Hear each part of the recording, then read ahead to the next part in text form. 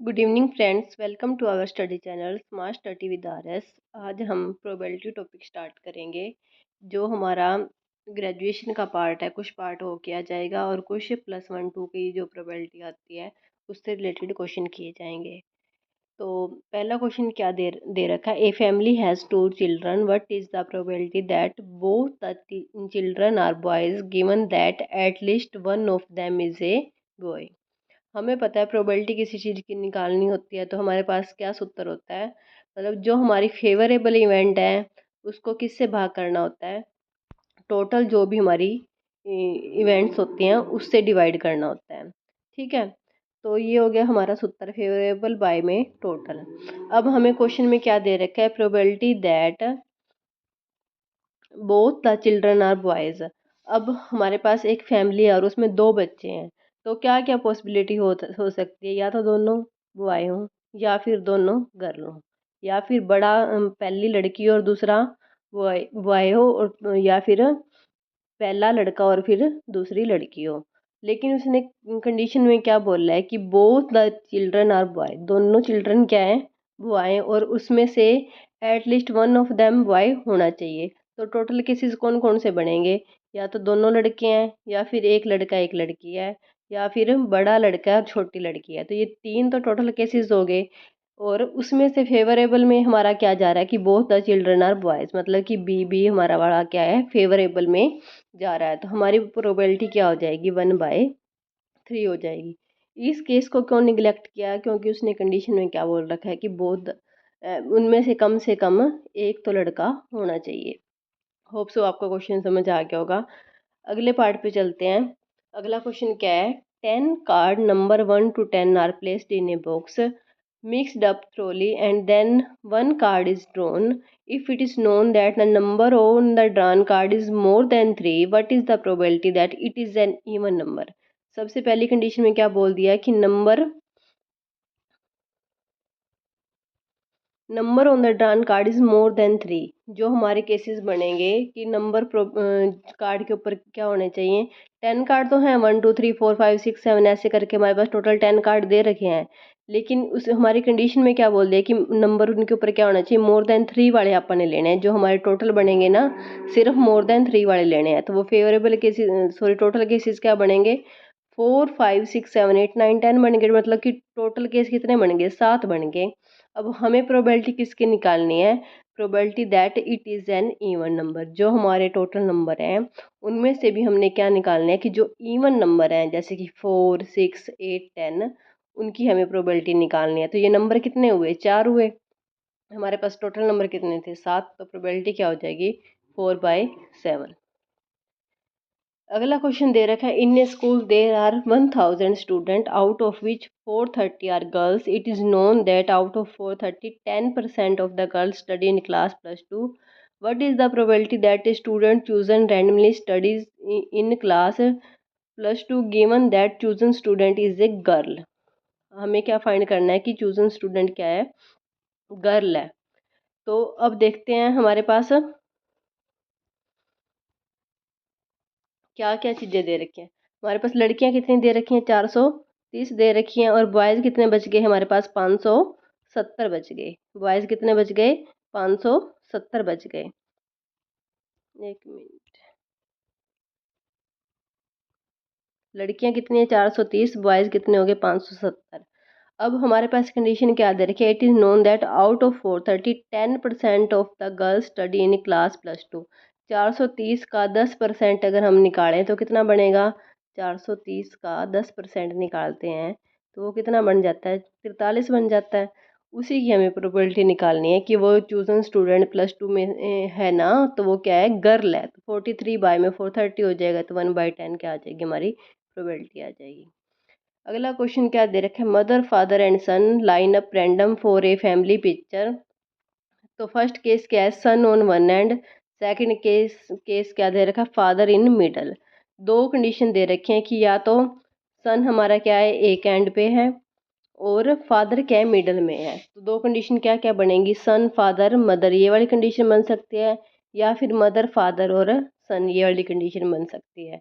तो हमें क्या प्रोबेबिलिटी निकालनी है कि फाइंड लाइन अप रैंडम और मतलब कि फादर बीच में होना चाहिए, हमें ये कंडीशन निकालनी है। तो टोटल केस भी 2 बन रहे हैं और फेवरेबल भी 2 बन रहे हैं, तो प्रोबेबिलिटी क्या हो जाएगी 2/2 इक्वल टू 1, 2/2 इक्वल टू 1 हो जाएगी। अगला क्वेश्चन क्या दे रखा है, for two events A and B value of probability A by B not plus में probability of A not by B not is. तो ये कंडीशन फाइंड करनी है कि हमें प्रोबेबिलिटी किस किस चीज़ की निकालनी है, A by B not plus में probability of A not by B not. तो हम इसको किस वेन डायग्राम से कर सकते हैं। वेन डायग्राम के अकॉर्डिंग हम क्या मानते हैं, जो हमारी ए की वैल्यू है उसको एक्स वाई से मान लेते हैं, और जो दोनों का कॉमन है वो वाई से, मतलब ए की वैल्यू को एक्स से, ओनली ए, दोनों का कॉमन वाई से, और only Z, sorry only B को जेड से रिप्रेजेंट करते हैं। तो हमारी कंडीशन के अकॉर्डिंग हम देखेंगे, जब ए बाय बी नोट दे रखा होता है तो उस केस में क्या बनता है हमारा, ये चीज़ देखी जाती है। जैसे ए बाय बी नोट मतलब बी नहीं आना चाहिए, बाकी सारा कुछ आना चाहिए। तो बी नहीं आएगा तो वो क्या बनेगा, एक्स और डब्ल्यू बनेगा, और ऊपर क्या है हमारा ए है, ए में से कॉमन वाला पार्ट निकाल देंगे। इसी तरह ए नोट मतलब ए नहीं, बी नहीं आना चाहिए, तो उस केस में क्या बनेगा, बी नहीं आना चाहिए तो एक्स प्लस डब्ल्यू बनेगा। दोनों को प्लस करेंगे तो टोटल प्रोबेबिलिटी क्या हो जाएगी, 1 हो जाएगी। अगला क्वेश्चन क्या दे रखा है, probability of occurrence of at least one of the two event A and B is P if the probability that exactly one of A and B occur is Q, then probability of A not plus probability of B not is equal to. हमें क्या find करना है, probability of A not plus probability of B not. मतलब कि पहले case में तो ए नहीं आना चाहिए, ए नहीं आएगा तो क्या आएगा, सिर्फ जेड प्लस डब्ल्यू आएगा। दूसरे केस में क्या है, बी नहीं आएगा तो क्या बनेगा, एक्स प्लस डब्ल्यू बनेगा। तो ये कंडीशन आपको समझ आ गई होगी। ए नहीं आएगा मतलब इस पार्ट को नहीं लेना, तो क्या बनेगा, जेड और डब्ल्यू बनेगा। और दूसरे केस में क्या है, बी नहीं आएगा तो क्या बनेगा, एक्स प्लस डब्ल्यू बनेगा। अब क्या करेंगे, एक्स और डब्ल्यू को, सॉरी एक्स और जेड को एक साइड ऐड कर लेंगे और डब्ल्यू वाले को एक साइड ऐड कर लेंगे। तो टोटल केस क्या किस तरह बन जाएगा, x plus Z plus 2w, और डब्ल्यू को क्या लिख देंगे, 1 माइनस पी लिख देंगे। क्योंकि हमारे पास क्या होता है, टोटल प्रोबेबिलिटी हमारे पास क्या होती है 1, और जो हमें X plus Y plus Z की दे रखी है वो क्या दे रखी है, पी दे रखी है। तो डब्ल्यू की हो जाएगी 1 माइनस पी।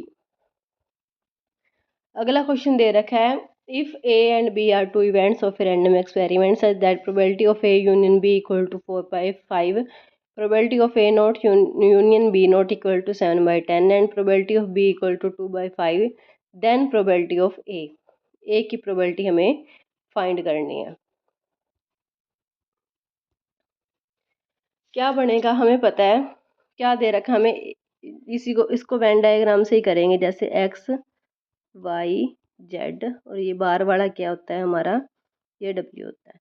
ए यूनियन बी मतलब कि ए और बी का यूनियन क्या बनेगा हमारे पास, एक्स वाई जेड, इसकी वैल्यू क्या दे रखी है, 4/5 दे रखी है। तो इस तरह डब्ल्यू की वैल्यू क्या हो जाएगी, एक में से 4/5 माइनस करेंगे तो क्या बन जाएगा, 1/5 बन जाएगा। अब हमें क्या फाइंड करना है, प्रोबेबिलिटी ऑफ ए मतलब कि एक्स प्लस वाई की वैल्यू फाइंड करनी है। तो यहाँ तक हमारे पास वैल्यू आ गई। तो जेड की वैल्यू कैसे फाइंड करेंगे, जेड की वैल्यू कैसे फाइंड करेंगे, ये वाला जो पार्ट है वाई और जेड का, हमें मतलब प्रोबेबिलिटी ऑफ बी दे रखी है, कितनी दे रखी है, 2/2/5, उसमें से ओनली वाई की माइनस कर देंगे तो हमारे पास जेड वाला पार्ट आ जाएगा। ओनली वाई की प्रोबेबिलिटी क्या है, 3/10। तो ये माइनस करने के बाद जेड की प्रोबेबिलिटी कितनी आ गई, 1/10। तो जेड की प्रोबेबिलिटी फाइंड माइनस करेंगे इस वाले पार्ट में से, तो हमारे पास एक्स प्लस वाई की प्रोबेबिलिटी आ जाएगी। क्योंकि तीनों का सम क्या दे रखा है हमें, 4/5 दे रखा है, उसमें से जेड वाले पार्ट को माइनस कर देंगे तो वो क्या आ जाएगा, 7/10। वाई की प्रोबेबिलिटी हमने कैसे फाइंड करी, ये देखो यहाँ पे दे रखा है आपको,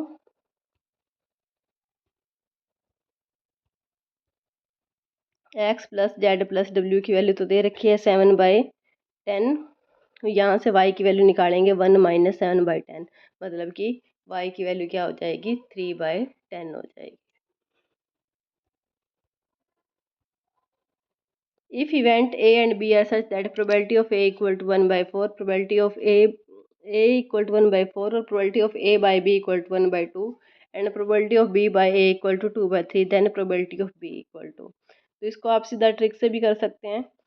जब भी इस तरह की कंडीशन दे रखी हो कि probability of A by B by में प्रोबेबिलिटी ऑफ बी बाय में ए दे रखा हो, तो वो किसके इक्वल होता है? वो होता है जो ऊपर वाली प्रोबेबिलिटी मतलब ए की प्रोबेबिलिटी के, और यहाँ पे भी ऊपर वाली प्रोबेबिलिटी क्या है? बी, तो प्रोबेबिलिटी ऑफ बी के इक्वल होएगा। अब हमें इसकी वैल्यू दे रखी है, कितनी दे रखी है? 1/2, और इसकी वैल्यू कितनी दे रखी है? 2/3। प्रोबेबिलिटी ऑफ ए की वैल्यू भी दे रखी है 1/4, और अब हमें इसकी वैल्यू फाइंड करनी है, तो वो क्या हो जाएगी? एक्स मान लेंगे और क्रॉस मल्टीप्लाई करके सोल्व कर लेंगे। इस क्वेश्चन में समझने वाली बात ये थी कि इस ट्रिक को नोट कर लीजिए, जब भी इस तरह की कंडीशन दे रखी हो तो हम सीधा इस तरह से प्रोबेबिलिटी फाइंड कर सकते हैं। अगले क्वेश्चन में दे रखा है probability of A union B equal to 5/6, और इंटरसेक्शन की प्रोबेबिलिटी कितनी है? 1/3। प्रोबेबिलिटी ऑफ ए नॉट कितनी दे रखी है? 1/2। Then conditional probability probability of A by B is equal to, जब ये वाली जब प्रोबेबिलिटी हमें फाइंड करनी होती है तो इसका सूत्र क्या होता है? Probability of A intersection, probability of A intersection B divided by probability of B, ये हमारे पास सूत्र होता है। अब हमें इसकी वैल्यू पता है लेकिन हमें इसकी वैल्यू नहीं पता, तो हम इसकी वैल्यू फाइंड कर लेंगे। सबसे पहले हमें पता है यूनियन की वैल्यू क्या होती है? Probability of A union B की वैल्यू क्या होती है? A union B equal to A की प्रोबेबिलिटी प्लस बी की probability minus A intersection B की प्रोबेबिलिटी। अब यूनियन की प्रोबेबिलिटी हमें दे रखी है 5/6, इंटरसेक्शन की प्रोबेबिलिटी दे रखी है 1/3, उसमें से ए की प्रोबेबिलिटी दे रखी है 1/2, तो वो इस साइड होके माइनस हो जाएगा और उस साइड हमारे पास किसकी प्रोबेबिलिटी बच जाएगी? बी की प्रोबेबिलिटी बच जाएगी। इस सूत्र में पुट करना है, यहाँ से हमारे पास बी की प्रोबेबिलिटी आ जाएगी। इस तरह से हम जो बी की वैल्यू आएगी वो इस सूत्र में पुट कर देंगे और यहाँ से हमारे पास probability of A by B की वैल्यू आ जाएगी।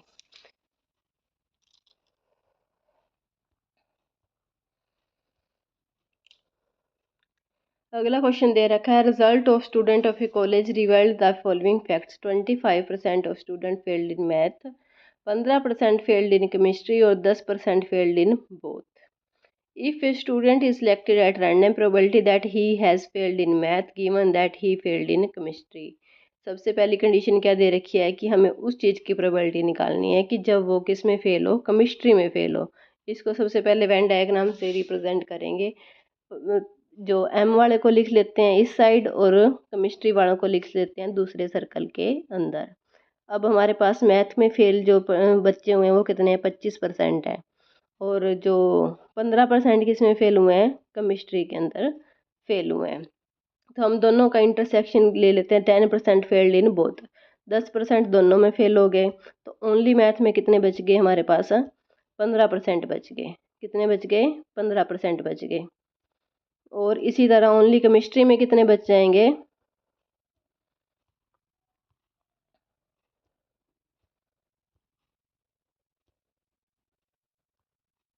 ओनली केमिस्ट्री में बच जाएंगे 5%। अब हमें प्रोबेबिलिटी किस चीज़ की निकालनी है? ये दे रखा है यहाँ नीचे कि he failed in chemistry, chemistry के अंदर फेल हुआ है, और given that he failed in math, math के अंदर फेल्ड वालों की संख्या कितनी बनेगी? 15%, और गिवन दैट कि ही फेल्ड इन केमिस्ट्री, मतलब केमिस्ट्री में भी फेल हुआ हुआ होना चाहिए, और किसके अंदर फेल हुआ हुआ है? वो मैथ के अंदर फेल हुआ है। केमिस्ट्री के अंदर फेल हुआ है और मैथ के अंदर फेल हुआ है, तो वो कंडीशन कितनी बन रही है? 10%, और सिर्फ probability he failed in math की कितनी है? 15%, तो 10/15 कर देंगे तो कितना आ जाएगा? 2/3 आ जाएगा। अगला क्वेश्चन दे रखा है a symmetric dice are thrown at a time, if the sum of point on them is 7, chance that one of them will show a face with 2 point. अब हमें वो कंडीशन निकालनी है कि जब जब हमारा सम 7 आता है तो वो क्या बनता है? 1 और 6 बनता है, 4 और 3 बनता है, 3 और 4 बनता है, और 7 1 बनता है, और 2 5 5 2। लेकिन अब हमें प्रोबेबिलिटी किस चीज़ की निकालनी है कि जब उसके अंदर जो भी हम पेयर बनाते हैं कि 2 आना चाहिए, तो ऐसे केस कितने बनते हैं? 2 ही केस ऐसे बनते हैं जब सम उनका 7 आए। तो हमारी फेवरेबल केसेस कितने हो गए? 2 हो गए, और टोटल केस कितने बने? 1 2 3 4 5 6, 6 बन गए, तो 2/6 इक्वल टू 1/3। अगला क्वेश्चन दे रखा है coin is tossed 8 time, probability of getting a head 3 time is. हमारे पास क्या दे रखा है, कॉइन को कितनी बार टॉस किया गया, 8 बार टॉस किया गया, और उसमें से हेड आने की प्रोबेबिलिटी की 3 टाइम हेड आए, इस चीज़ की प्रोबेबिलिटी फाइंड करनी है। जब भी हम कॉइन को टॉस करते हैं तो या तो हेड आता है या फिर टेल आता है, मतलब कि दोनों के हेड और टेल आने की प्रोबेबिलिटी कितनी होती है, 1/2 और 1/2। अब हमें ये केस फाइंड करना है कि कॉइन को टॉस किया 8 टाइम और उसमें से 3 टाइम क्या आना चाहिए, हमारा हेड आना चाहिए। तो वो केस क्या बन जाएगा, 8C3, क्या बन जाएगा 8C3, और उसमें से प्रोबेबिलिटी किसकी निकालनी है, हमें 3 टाइम हेड आने की, मतलब पी की वैल्यू भी 1/2 और क्यू की वैल्यू भी 1/2 आ जाएगी। यहाँ पे वैल्यू 1/2 पुट कर देंगे और 3 हेड निकालनी है, तो 1/2 की पावर 3 और 1/2 की पावर 5 हो जाएगी। जो ये बाइनोमियल एक्सपेंशन होता है ना, वो वाला यूज़ किया गया है यहाँ पे। आगे दे रखा है 4 coins are toss, chance that there should be 2 tail, 2 tail होनी चाहिए। 4C2 P2 P स्केयर और क्यू स्केयर, ये हमारा सूत्र बन जाएगा, क्योंकि 4 कॉइन में से कौन सा केस निकालना है कि 2 ही टेल आनी चाहिए। ये तो टोटल केस बन जाते हैं 4, और उसमें से हमें फाइंड क्या करना है कि 2 टेल आनी चाहिए। अब पी और क्यू की वैल्यू तो हमारे पास 1/2 आएगी, क्योंकि हेड और टेल आने की प्रोबेबिलिटी तो क्या होती है, इक्वल इक्वल होती है, तो उसको तो 1/2 से लिखा जाता है। तो यहाँ से 4C2 की वैल्यू क्या हो जाएगी, 6 हो जाएगी। पी स्केयर की वैल्यू 1/4 और क्यू स्केयर की वैल्यू भी क्या हो जाएगी 1/4। यहाँ से वैल्यू क्या बन जाएगी 3/8 बन जाएगी। अब हमें क्या फाइंड करना है, ये एक तो ये सूत्र हो गया, इस तरह से हम प्रोबेबिलिटी निकाल सकते हैं। और एक मीन निकालना हो मान लो इसी क्वेश्चन का, तो किस तरह से निकालेंगे। मीन निकालने के लिए क्या होता है कि सभी को पहले सम किया जाता है और उसी को टोटल नंबर से डिवाइड किया जाता है। हमारे पास केसेस क्या बन रहे हैं, या तो कोई भी चीज़ ना आए, मतलब कोई हेड, सॉरी, टेल आए, हेड ना आए, फिर एक टेल आए, 2, फिर 3 और फिर 4। तो ये हमारे पास जो बाइनोमियल एक्सपेंशन होता है 14641, ये सभी ने याद किया हुआ होगा। उस हिसाब से हम प्रोबेबिलिटी निकालते हैं। तो हमारे पास क्या बनता है 1/6, 4/6, 6/16, 4/16, 1/16। 16 कैसे आया, कितनी बार कॉइन को टॉस किया गया, 4 बार, 2 की पावर 4 से, ये तो टोटल आउटकम हो जाएगी। तो मीन क्या होता है, जो हमारी इस वैल्यू को एक्स से मल्टीप्लाई किया जाता है, उनका सम किया जाता है और फिर इस चीज़ से डिवाइड किया जाता है, प्रोबेबिलिटी ऑफ एक्स से डिवाइड किया जाता है, तो वो हमारा मीन आ जाता है।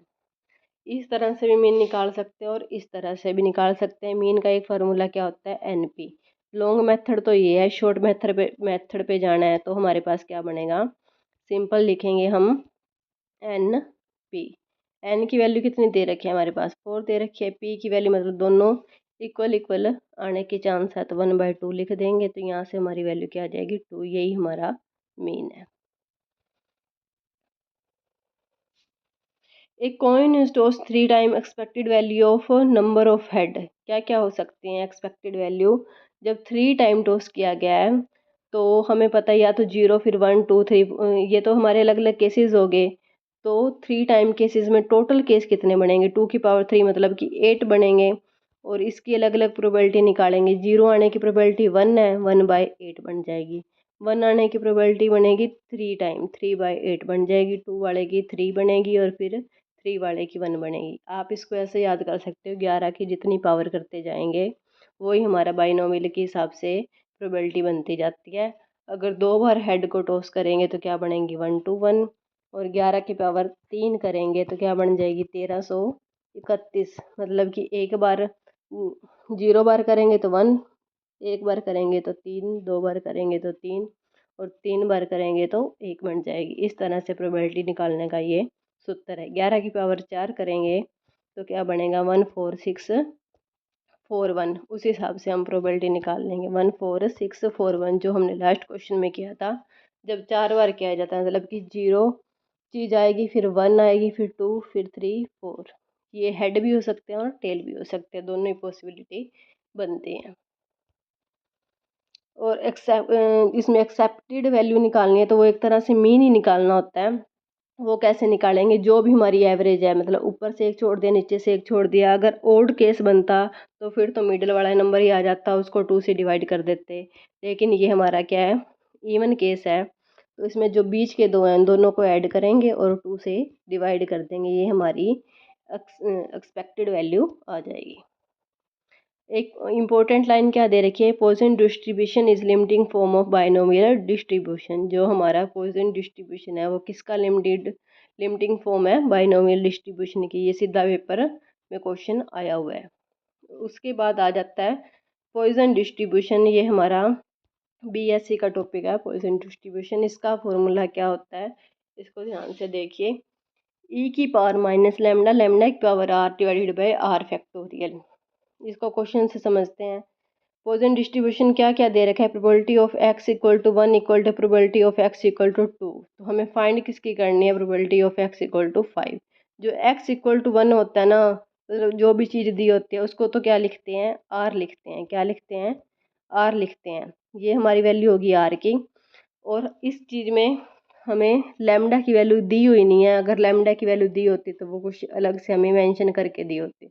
हमारे पास पॉइसन डिस्ट्रीब्यूशन निकालने का सूत्र ये होता है, इसमें आर की वैल्यू क्या रख देंगे, 1 रख देंगे, और इस वाले में क्या रख देंगे, आर की वैल्यू 2 रख देंगे। तो हमारे सूत्र के हिसाब से एक्सपेंशन खोलेंगे तो क्या बन जाएगा, ए की पावर माइनस लैम्डा, लैम्डा की power 1 divided by 1 factorial equal to e की पावर माइनस लैम्डा, लैम्डा की पावर 2 डिवाइडेड बाई 2 फैक्टोरियल। दोनों इक्वेशन को इक्वेट करेंगे, सोल्व करेंगे। जैसे इसको इस पार्ट से तो ये पार्ट कट जाएगा, एक लैम्डा से एक लैम्डा कट जाएगा, तो लैम्डा की वैल्यू यहाँ से क्या आ जाएगी, 2 आ जाएगी। अब इसी सूत्र के अंदर जहाँ हमें लैम्डा की वैल्यू नहीं पता थी, उसके अंदर हम लैम्डा की वैल्यू अब क्या कर देंगे, 2 पुट कर देंगे। और यहाँ से x इक्वल टू 5, मतलब r की वैल्यू तो हमारे पास क्या है, 5 है, और लैम्डा की वैल्यू क्या है, वैल्यू हमने क्या निकाल ली, 2 निकाल ली। इसमें पुट करने के बाद जो हमने फाइंड करना था वो हमारे पास वैल्यू आ जाएगी। तो ये कुछ क्वेश्चन थे, आपको ये क्वेश्चन अच्छे से बार बार रिवाइज करने हैं। इसमें बहुत सारे चीज़ें आपकी रिवाइज हो जाएंगी। धन्यवाद।